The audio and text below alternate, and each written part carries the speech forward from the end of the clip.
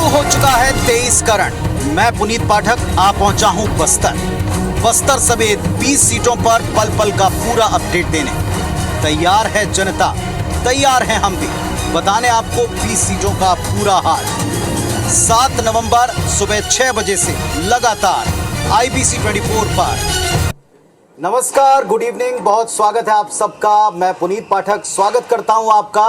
छत्तीसगढ़ में पहले चरण की वोटिंग के लिए अब बस कुछ घंटे बचे हैं। काउंटडाउन शुरू हो चुका है और इस वक्त मैं मौजूद हूं छत्तीसगढ़ में पहले चरण की 20 सीटों पर जहां वोटिंग हो रही है उसके बस्तर अंचल में।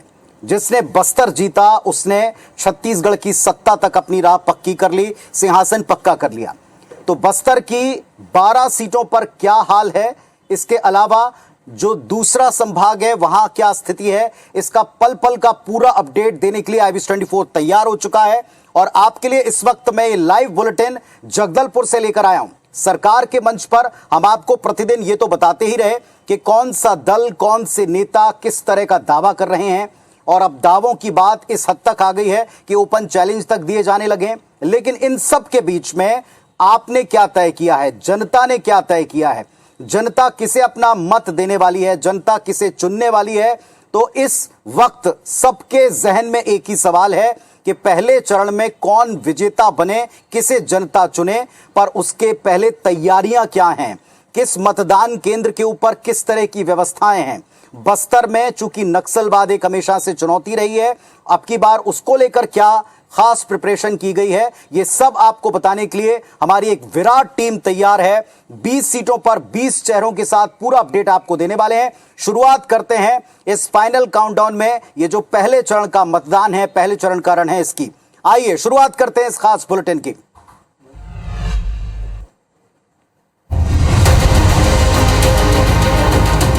पहले चरण का रण 20 पर घमासान। 23 की चुनावी बाजी, किसे मिलेगी सत्ता की चाबी। बस्तर संभाग की सभी 12 और दुर्ग संभाग की 8 सीटों पर 7 नवंबर को वोट डाले जाएंगे। यानी पहले चरण में कुल 11 जिलों की 20 सीटों पर 223 उम्मीदवारों की किस्मत EVM में कैद होगी। इसमें सबसे ज्यादा राजनांदगांव में 29 प्रत्याशी मैदान में है, तो चित्रकोट में सबसे कम 7 उम्मीदवारों के बीच मुकाबला है। पहले चरण में पूर्व मुख्यमंत्री समेत कई मंत्री और पूर्व मंत्रियों की किस्मत दांव पर है। बस्तर संभाग की बात करें तो बीजेपी की तरफ से नारायणपुर से केदार कश्यप, अंतागढ़ से विक्रम उसेंडी, कोंडागांव से लता उसेंडी, बीजापुर से महेश गागड़ा और जगदलपुर से किरण सिंह देव को कांग्रेस प्रत्याशियों से कड़ी चुनौती मिलेगी। वहीं कांग्रेस में चित्रकोट से PCC चीफ दीपक बैज, कोंडागांव से मंत्री मोहन मरकाम और कोंटा से मंत्री कवासी लखमा की किस्मत पहले चरण में लॉक होगी। दूसरी ओर दुर्ग संभाग में भी कई दिग्गज टाल ठोक रहे हैं। राजनांदगांव से पूर्व मुख्यमंत्री रमन सिंह चुनावी मैदान में हैं। खैरागढ़ से रमन सिंह के भतीजे विक्रांत सिंह और कवर्धा में विजय शर्मा की किस्मत दांव पर लगी है। वहीं कांग्रेस के कैबिनेट मंत्री मोहम्मद अकबर का सियासी भविष्य भी कवर्धा की जनता तय करेगी। इससे पहले बीजेपी और कांग्रेस दोनों ने वोटर्स को साधने कोई कसर नहीं छोड़ी, दावों वादों की झड़ी लगाई। बीजेपी ने जहां अब नहीं सही वो बदल के रहीबो का नारा बुलंद किया, तो कांग्रेस ने भूपेश सरकार भरोसे की सरकार के स्लोगन के साथ चुनाव प्रचार किया। वैसे पहले चरण की 20 सीटों पर कांग्रेस के लिए चुनौती ज्यादा है। 2018 में कांग्रेस ने 17 सीटों पर कब्जा जमाया था, तो बीजेपी के खाते में सिर्फ राजनांदगांव और दंतेवाड़ा सीट आई थी, जबकि खैरागढ़ सीट पर JCCJ ने बाजी मारी। और इसके बाद दंतेवाड़ा और खैरागढ़ सीट पर हुए उपचुनाव में ये सीट कांग्रेस ने जीत ली। और अब किसके दावों और वादों पर जनता भरोसा करती है, इसके लिए आगामी 3 दिसंबर तक का इंतजार करना होगा, जब नतीजे आएंगे। Election desk IBC 24। चलिए, अब ये आपने जो रिपोर्ट देखी इसमें वाकई अब की बार छत्तीसगढ़ में अगली सरकार कौन बनाने वाला है। मुकाबला पहले जिस तरह का था, अब धीरे धीरे प्रचार के दौर ने इस मुकाबले की तस्वीर को किस हद तक बदला है। एक तरफ जहां भूपेश है तो भरोसा है, कांग्रेस सरकार मतलब भरोसे की सरकार, तो दूसरी तरफ अब ना साहिबो बदल के रहिबो, इन दो नारों के इर्द गिर्द ये पूरा चुनावी रण केंद्रित हो गया। चैलेंज दिए जाने लगे हैं और इसी चैलेंज को एक्सेप्ट भी किया जाने लगा है। लेकिन असल में चुनौती है जनता के मन में, आपके मन में किस वायदे या दावे ने घर किया है। उसके पहले जब आप वोट देने जाएं तो मतदान केंद्रों पर किस तरह की व्यवस्था है, सुरक्षा के क्या इंतजाम हैं, अब की बार के संवेदनशील इलाकों में व्यवस्थाओं को किस तरह मतदान दलों ने किया है और मतदान दलों के रवाना होने के बाद वहां पहुंचने के सिलसिले में अभी का क्या अपडेट है, देने के लिए हमारे साथ में हर एक सीट से मेरा एक एक साथी जुड़ता रहेगा और हम आपको अपडेट बताएंगे। इस वक्त मैं रुक करूंगा कवर्धा का, एक हाई प्रोफाइल सीट, जिस सीट ने सारे देश का ध्यान अपनी तरफ खींचा है, जहां प्रदेश सरकार के कद्दावर मिनिस्टर चुनाव मैदान में उतरे तो उनके सामने एक ऐसे कैंडिडेट को, युवा कैंडिडेट को उतारा गया है जो लगातार चुनावी रण में उनको चुनौती देते नजर आए हैं और वहां हिंदुत्व से जुड़े मुद्दों की गूंज सुनाई पड़ी। कवर्धा आपको लिए चलेंगे, मेरे सहयोगी सौरभ सिंह परिहार इस वक्त वहां जुड़े हुए हैं। सौरभ बताएं, ये एक हाई प्रोफाइल और अगर राजनीतिक तौर पर संवेदनशील सीट कहें तो गलत नहीं होगा, इस सीट का हाल क्या देख रहे हैं, किस तरह की व्यवस्थाएं? बिल्कुल, देखिए पुनीत, कवर्धा और पंडरिया दो ऐसी सीटें हैं जो अभी वर्तमान में कांग्रेस के पास है और कवर्धा तो मंत्री मोहम्मद अकबर की सीट है और वही कवर्धा में जो इससे पहले पंडरिया में ममता चंद्राकर को कांग्रेस की विधायक थी, उनकी टिकट काट दी गई है। सबसे पहले आपको जो कवर्धा का समीकरण बताते हैं। कवर्धा में सीधा मुकाबला मंत्री मोहम्मद अकबर जो कांग्रेस के कैंडिडेट है और वही विजय शर्मा जो बीजेपी के कैंडिडेट है। दोनों के बीच जो है देखिए कि लगभग जितने बड़े नेता है उन सभी लोगों ने सभाएं ली है। राहुल गांधी जो है मोहम्मद अकबर के लिए सभा लेते हैं, मुख्यमंत्री भूपेश बघेल सभा लेते हैं। इसी तरीके से भाजपा के विजय शर्मा के लिए सीधे तौर पर जो योगी आदित्यनाथ है, जिसे हिंदू सम्राट कहा जाता है, जो उनके फॉलोअर्स कहते हैं, उन्होंने संभाली। रमन सिंह ने संभाली। ऐसे तमाम और बड़े, हेमंत बिस्वा शर्मा। और आपको मालूम है कि भगवा ध्वज वाला विवाद जो है इस बार काफी छाया हुआ है। अब देखना होगा कि उसका असर कितना होगा। दूसरी सीट आते हैं, उससे पहले कि मैं आपको एक आंकड़ा यहाँ पर और बता दूं कि कवर्धा विधानसभा में जो है कुल कितने मतदाता है, कुल कितने जो है इसका वोट जो है देखने को मिलेगा। तो मेरे पास जो आंकड़े हैं इसके पास देखिए, कवर्धा में 3,41,000 वोटर्स है, जिसमें 1,74,000 पुरुष है और 1,66,000 महिला है।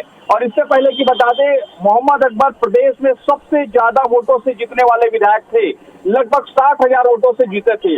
अब आते हैं कवर्धा जिले के दूसरे विधानसभा में, पंडरिया में। पंडरिया में ममता चंद्राकर कांग्रेस की विधायक थी और वो भी लगभग 40,000 से ज्यादा वोटों से जीती थी, लेकिन कांग्रेस ने उसको इस बार नहीं उतारा, इस बार उसको मौका नहीं दिया है। और दो इस बार प्रत्याशी है, कांग्रेस और भाजपा के बीच सीधी फाइट है। कांग्रेस ने जहां नए कैंडिडेट नीलू चंद्रवंशी को अपना प्रत्याशी बनाया है, तो वही भाजपा की ओर से भावना वोरा है।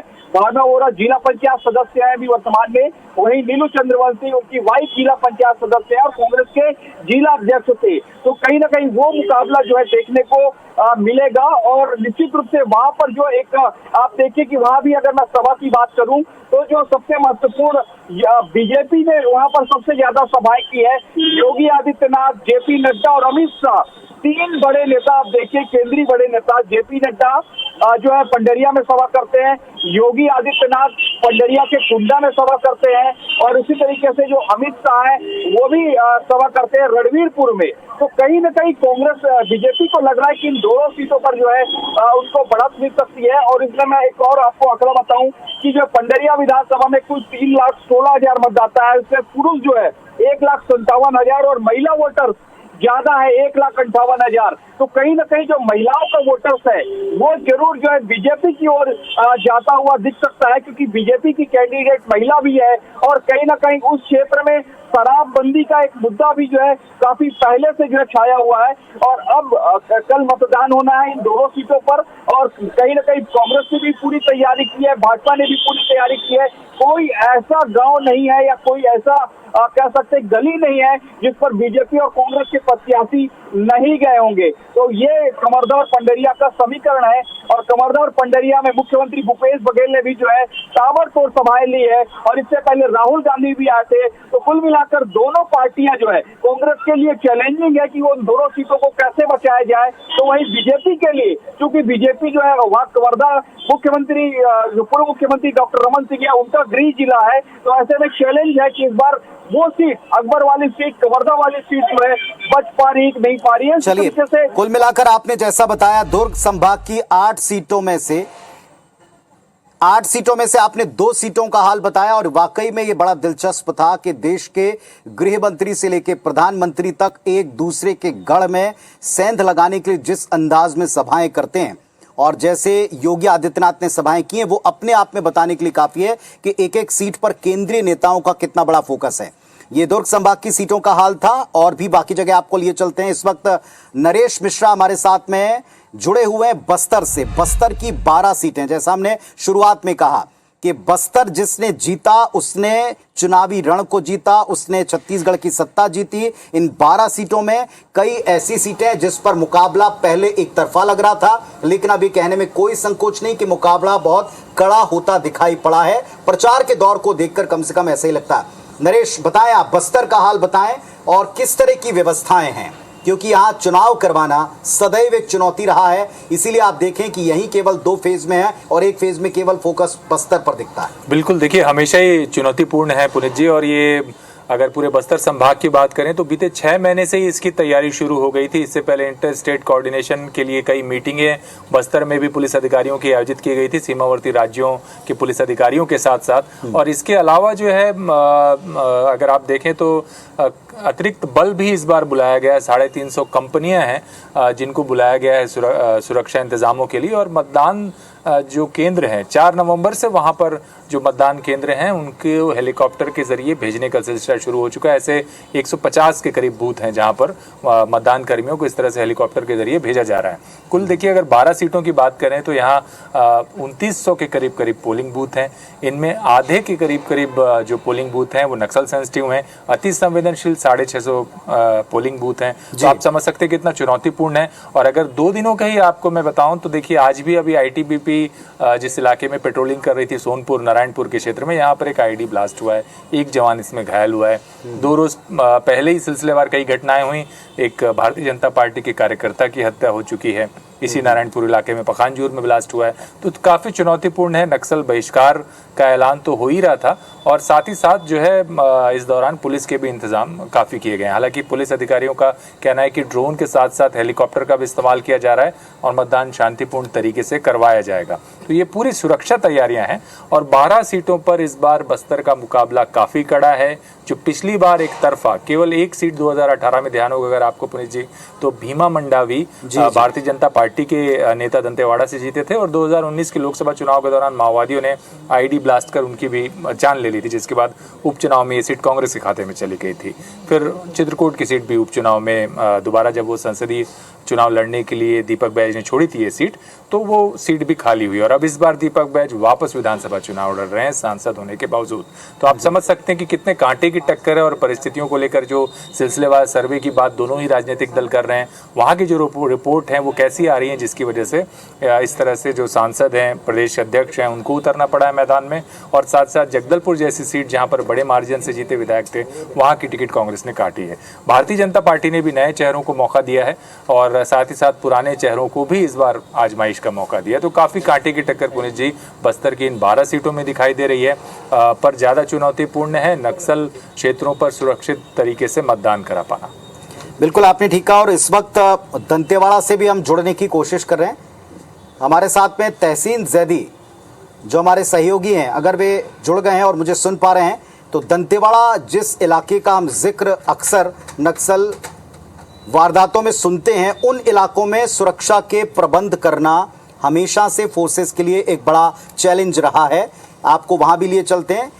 तहसीन, बताएं वहां की स्थिति आप क्या देख पा रहे हैं, वहां मतदान को लेकर माहौल क्या देख पा रहे हैं? कह सकते हैं कि लोकतंत्र का जो महापर्व है वो शुरू होने में कुछ ही चंद घंटे बचे हैं। उसकी यहाँ पे पूरी तैयारियां कर ली गई हैं। मैं समेत दंतेवाड़ा के जो शासकीय कन्या स्कूल है जहाँ पे मतदान केंद्र बनाए गए हैं, जहाँ पे संगवारी मतदान केंद्र बनाया गया है, वहाँ मैं उपस्थित हूँ। और वहाँ पे की अगर बात करें तो यहाँ पे बीजेपी के चैतराम अठामी और छवि कर्मा कांग्रेस से चुनाव लड़ रहे हैं। इसके अलावा अगर बात करें तो एक निर्दलीय प्रत्याशी जो है अमोलकर, वो कांग्रेस के बागी होकर ये निर्दलीय चुनाव लड़ रहे हैं। तो कुल मिला के 3 लोगों में ये एक त्रिकोणीय मुकाबला है। हालांकि यहाँ पे अभी स्थिति स्पष्ट नहीं है, लेकिन जिस तरीके से हमारी थोड़ी देर से यहाँ के जो लोगों से चर्चा हुई उसमें बता रहे हैं कि अभी पूरी तरह से स्थिति क्लियर नहीं है, यहाँ कुछ भी हो सकता है। तो इसके तौर पर ये कह सकते हैं कि ये कश्मकश वाली सीट रही है दंतेवाड़ा, क्योंकि इससे पहले अगर रिकॉर्ड उठा के देखते हैं तो पहले कांग्रेस के पास थी, फिर उसका बीजेपी के पास आई, फिर ये कांग्रेस के पास आई। तो कुल मिला के कह सकते हैं कि ये काफी कश्मकश वाली सीट रही है और काफी महत्वपूर्ण सीट रही है। यहाँ पे अगर बात करें तो कांग्रेस के कद्दावर नेता जो महेंद्र कर्मा जो थे वो यहाँ से चुनाव जीतते थे। उसके अलावा भीमा मंडावी यहाँ से चुनाव जीते, उसके बाद उनकी नक्सलियों द्वारा हत्या कर दी गई। उसके बाद जो है फिर उपचुनाव में जो उनकी पत्नी है वो चुनाव जीती। उसके बाद की अगर बात करें तो अब जो है उनके बेटे जो छबील कर्मा है वो चुनाव यहाँ पे लड़ रहे हैं। यहाँ पे मैं एक बात दिखाना चाहूंगा, ये मतदान केंद्र यहाँ पे बनके पूरी तरह से तैयार है और जो कर्मचारी हैं वो अपनी अपनी जगह पे पहुंच गए। अगर यहाँ की वस्तुस्थिति की बात करें तो यहाँ पे अगर बात करें तो कुल मतदान मतदाता है तो यहाँ पे 1,92,323 कुल मतदाता है।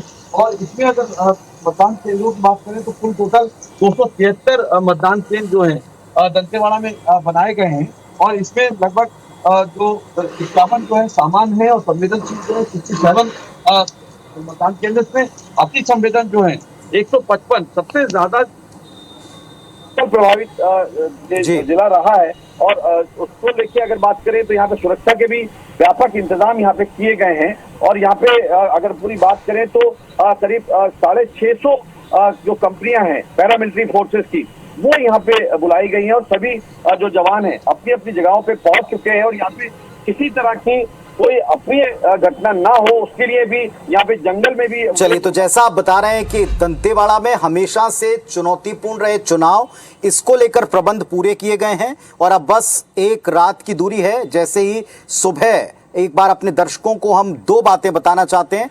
इन सब के बावजूद जैसा तहसीन बता रहे हैं, जो नरेश जी ने बताया, इतना उत्साहित करने वाला माहौल है कि यहां पहुंचने के साथ में हमारी टीम को देखकर स्वयं लोग अपनी प्रतिक्रिया व्यक्त करना चाहते हैं। ये कह रहे हैं वो कि वे मतदान का इंतजार कर रहे हैं। तो मतदान के पल पल का अपडेट देने के लिए 20 सीटों पर 20 रिपोर्टर, 20 चेहरे लगातार आपके साथ में सुबह 6 बजे से लाइव रहेंगे IBC 24 पर और उसके तमाम डिजिटल प्लेटफॉर्म्स के ऊपर। तो जुड़िए, देखिए और अभी कुछ ही देर में जब हम लौटेंगे तो बाकी सीटों पर क्या तैयारी है, बाकी अंचलों में क्या तैयारी है, ये भी आपको बताएंगे। और एक रात के बाद जब अगली सुबह आने वाली है तो लोकतंत्र के इस महापर्व में एक तरफ दीपोत्सव की तैयारी पूरा प्रदेश और देश कर रहा है और इसी बीच हम पहुंचे हुए हैं बस्तर में। हम पहुंचे हैं संभाग मुख्यालय जगदलपुर में और इस वक्त मेरे साथ में मेरे सहयोगी नरेश भी मौजूद हैं जो बता रहे थे कि बस्तर में अब की बार चुनावी माहौल कितना जबरदस्त है। नरेश, एक छोटा सा सवाल, इतनी सारी मुश्किलों के बावजूद, इतने इंतजामों के बीच में भी आज आते आते हमारी टीम को लगातार लोगों ने ये बात कही है कि वे उत्साहित हैं और तैयारी कर रहे हैं। क्या ये बड़े बड़े नेताओं के, स्टार प्रचारकों की, जिसमें प्रधानमंत्री हैं, गृह मंत्री, इन तमाम लोगों की सभाओं, राहुल भी आए, क्या इनकी सभाओं का असर है? बिल्कुल, देखिए सभाओं का तो बहुत फर्क पड़ा है। और अगर बहुत सारी सीटों पर तो यही स्थिति थी, जैसे प्रधानमंत्री ने जगदलपुर में किया कार्यक्रम, राहुल गांधी की सभा थी, तो जो स्मृति ईरानी का आखिरी रोड शो था, तो एक केंद्रीय मंत्री को अपने नज़दीक लोग अगर जब देख रहे हैं कि बाइक चलाकर वो पहुंच रही हैं, राहुल गांधी ने फरसगांव में वहीं पर सभा की, छोटी छोटी जगहों पर, मतलब विकासखंड के अंदरूनी क्षेत्रों तक इन लोगों ने अपनी उपस्थिति दर्ज कराकर भाषण दिया। तो ये जो माहौल बना, इससे जो राजनीतिक जो न केवल कार्यकर्ता बल्कि जो मतदाता है उनका मोटिवेशन हुआ। और एक जो फर्क जो पिछले सालों में बस्तर जैसे क्षेत्रों में आ रहा है या छत्तीसगढ़ के दूरस्थ और पहुंचविहीन क्षेत्रों में आ रहा है, वो है जो कनेक्टिविटी है वो काफ़ी बड़ी है, जिसकी वजह से टीवी चैनलों को हम ही देख रहे थे कई जगह, चांदामेटे जैसी जगह में गए, वहाँ लोग IBC 24 अपने मोबाइल पर देख रहे हैं। तो ये जो कनेक्टिविटी है इसने भी जो मीडिया की पहुँच है अंदरूनी कोनों तक, उसने का जो वोटर्स हैं उनको जागरूक करने का काम किया है। और यही वजह से, इसी वजह से लोग जो है वोटिंग को लेकर के खासे उत्साहित है। और जब हम ये बात कर रहे हैं तो इस समय तक लगभग सभी जगह जो पोलिंग पार्टियां हैं वो निकल चुकी थी और सारे के सारे अपने गंतव्य तक पहुंच चुके हैं। दोपहर 12 बजे तक सबको रवाना किया गया था और शाम 5 बजे तक सकुशल तौर पर सभी पहुंच गई हैं। और जब अगली सुबह, क्योंकि कुछ जगह ऐसी भी हैं जहां पर हेलीपैड तक ड्रॉपिंग पॉइंट के बाद इनको कुछ दूरी चल करके मतदान केंद्र पर जाना है। एक और एक अहम बात यह कि न केवल दिग्गजों ने प्रचार किया है नरेश, बल्कि हम देख रहे हैं दिग्गजों की किस्मत भी इस पहले चरण में दांव पर लगी। अगर आप सबसे बड़े फेसेस के नाम लेते हैं तो इसमें आप देखें पूर्व CM डॉक्टर रमन सिंह, उनका चेहरा है। कैबिनेट मिनिस्टर्स में आप देखें कवर्धा से, जैसे हमने कहा, मोहम्मद अकबर, कवासी लखमा कोंटा से, और इसके अलावा तमाम ऐसे प्रदेश अध्यक्ष कांग्रेस पार्टी के पीसीसी प्रेसिडेंट, उनका भी एक सीट के ऊपर दावेदार के तौर पर और अब चुनाव मैदान में उम्मीदवार के तौर पर जनता उनके साथ में क्या और किस तरह समर्थन देती है, इस पर नजर रहेगी। दिग्गजों की किस्मत दांव पर है, लेकिन इन दिग्गजों के लिए प्रचार करने वाले और महादिग्गज आए, पार्टी के एकदम राष्ट्रीय फेसेस हैं, वो आए हैं।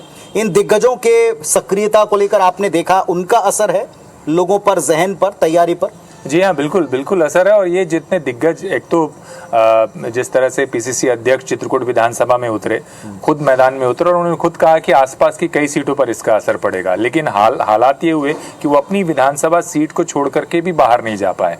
और इसकी वजह यही है कि सारे दिग्गज जो दोनों ही दलों के लोग थे वो इनकी विधानसभा में भी पहुंचे, राष्ट्रीय स्तर के नेता, और साथ साथ आसपास के क्षेत्रों में भी पहुंचे।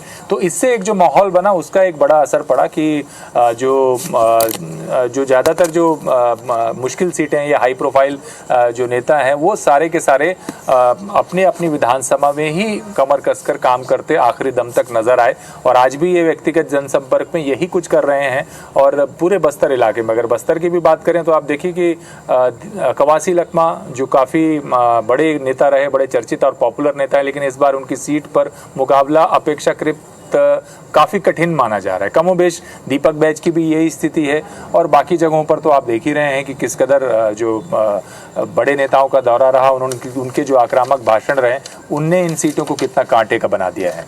चलिए, इस वक्त हमारे सहयोगी अखिलेश शुक्ला, उनका रुख हम करते हैं। अखिलेश, बताएं वहां का चुनावी वातावरण कैसा देख रहे हैं आप? आज सुबह से कांकेर से जो है वो दल रवाना हो गया था और भानु प्रतापपुर के 266 मतदान केंद्रों में जो मतदान दल है वो पहुंच चुका है। लोगों में उत्साह काफी है क्योंकि कांकेर जिले में नरेंद्र मोदी जी की एक सभा हुई थी, प्रधानमंत्री की। भानु प्रतापपुर में राहुल गांधी की सभा हुई थी और उसके बाद जिस जगह भानु प्रतापपुर में राहुल गांधी की सभा हुई थी वही 2 दिन बाद योगी आदित्यनाथ की भी सभा हुई थी, जिसे लेकर लोगों में एक मतदान को लेकर जागरूकता आई है। बड़े नेता भी इसका असर कर रहे हैं। साथ में प्रशासन के द्वारा जो स्वाइप प्लान चलाया जा रहा है वो भी लगातार गांव-गांव में और शहरों में भी उसके लिए अनोखा एक पहल किया गया। कई जगह में हमने कई जगह देखा जहां पर मानव श्रृंखला बनाई गई, कई जगह इन्विटेशन दिया गया, कई गांव में जाके हाट बाजारों में भी इन्विटेशन दिया गया, लोगों से मतदान करने के लिए अपील की गई है लगातार। तो ऐसा है कि लोगों में इसको लेकर उत्सुकता बढ़ी है और कल जो मतदान होना है उसको लेकर जो युवा है वो भी ज्यादा उत्साहित दिख रहे हैं। चलिए अखिलेश, भानु प्रतापपुर में हम देख पा रहे हैं यूं तो 14 कैंडिडेट हैं, 14 उम्मीदवार चुनाव मैदान में हैं, लेकिन इन उम्मीदवारों की किस्मत तय करने वाले मतदाताओं के बीच में क्या वो वातावरण बना पाए हैं? क्योंकि अब की बार निर्वाचन आयोग ने भी काफी तैयारी कर रखी है, ये कोशिश की है कि मतदाता जागरूकता के लिए भी कई कार्यक्रम हो और एक सेफ्टी का भानु प्रतापपुर तमाम इलाकों में हमेशा से एक इशू रहा है, उसको लेकर क्या इंतजाम?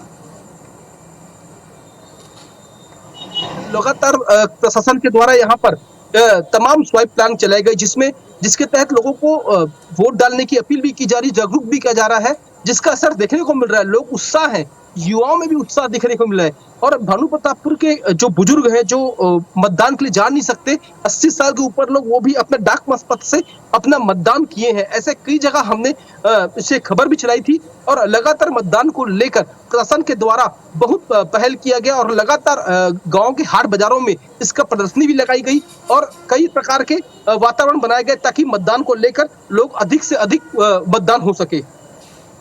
इस वक्त आप बस्तर जगदलपुर से लाइव बुलेटिन देख रहे हैं।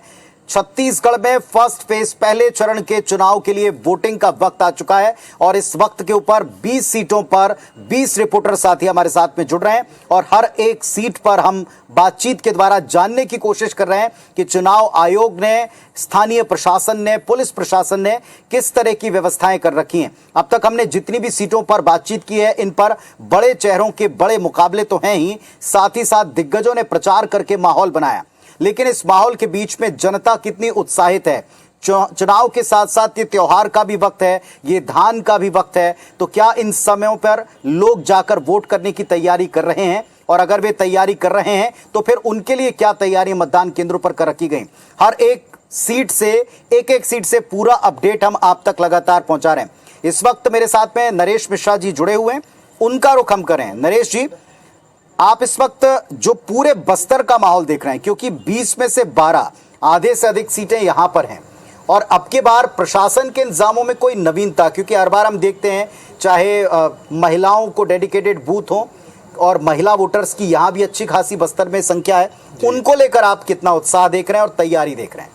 देखिए काफ़ी, क्योंकि पूरे बस्तर में तो आदिवासी महिलाओं की तादाद काफ़ी ज़्यादा है और सभी लगभग 12 की 12 विधानसभा सीटें ऐसी हैं कि जहां पर महिला वोटर्स पुरुष वोटर्स के मुकाबले ज़्यादा हैं। और ये कहना चाहिए कि इतने समय के बाद भी एक तरह से दुर्भाग्यजनक बात है कि केवल 2 ही चेहरे हैं, जिसमें लता उसेंडी कोंडागांव से लड़ रही हैं भारतीय जनता पार्टी की तरफ से, और भानु प्रतापपुर सीट से सावित्री मंडावी लड़ रही हैं, जो उनके पति के निधन होने के बाद उनको ये उपचुनाव में जीत मिली थी, दोबारा उन्हें प्रत्याशी कांग्रेस ने बनाया है।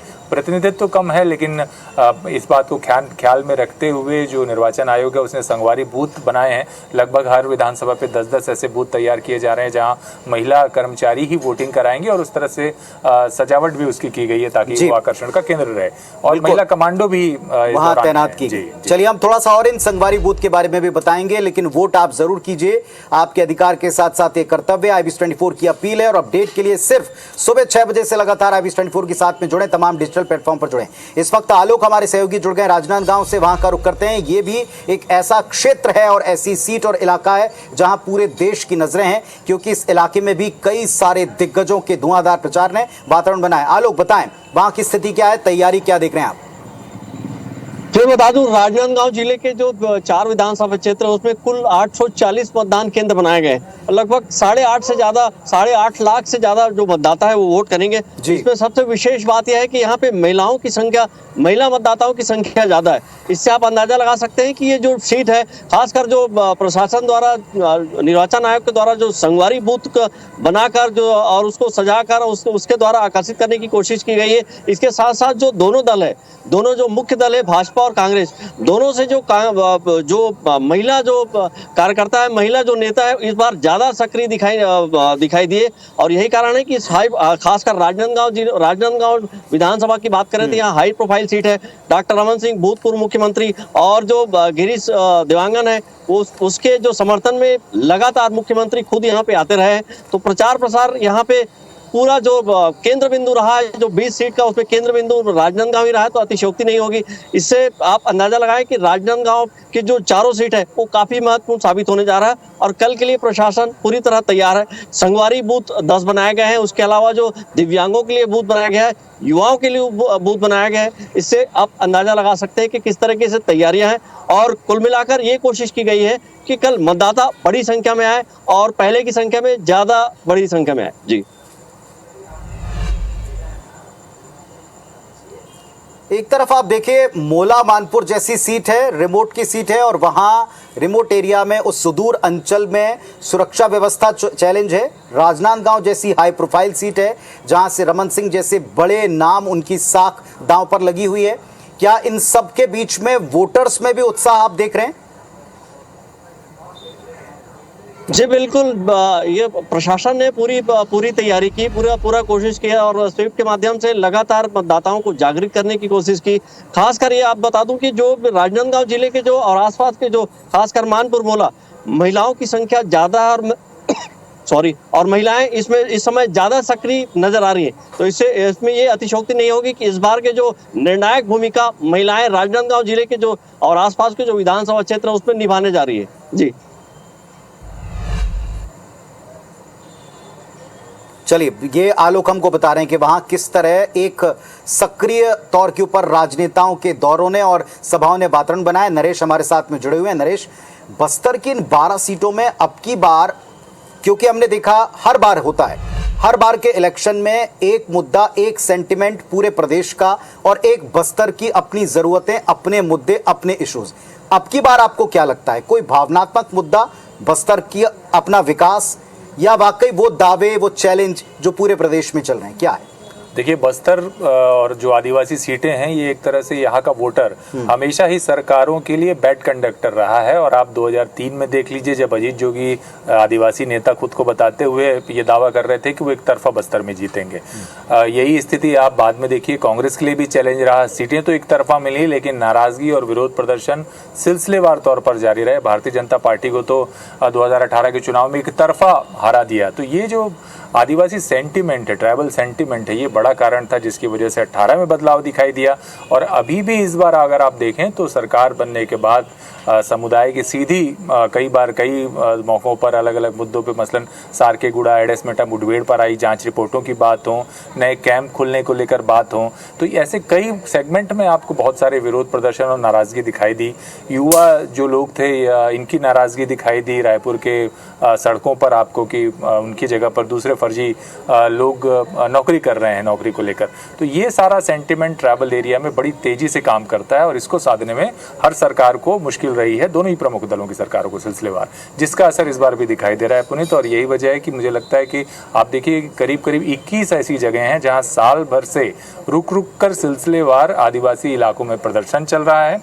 नाराज लोग लगातार मैदानों में डटे हुए हैं। नारायणपुर हो गया, दंतेवाड़ा, बीजापुर जैसे क्षेत्रों में, सुकमा में भी कुछ जगहों पर, यहाँ पर ये लोग वोटिंग का बहिष्कार कर रहे हैं, वोट नहीं डालना चाहते। अच्छा। और उसी समय एक ऐसा दौर भी है जहाँ 150 ऐसे बूथ हैं जहाँ पर वोटिंग होगी पहली बार। जैसे हम सुकमा में कुछ जगह पर, एल्मागुंडा, ये सब जगहों पर देख रहे हैं जहाँ वोटर बड़ा उत्साहित है वोट करने को, पहली बार उनको अपने गाँव में वोट करने का मौका मिल रहा है।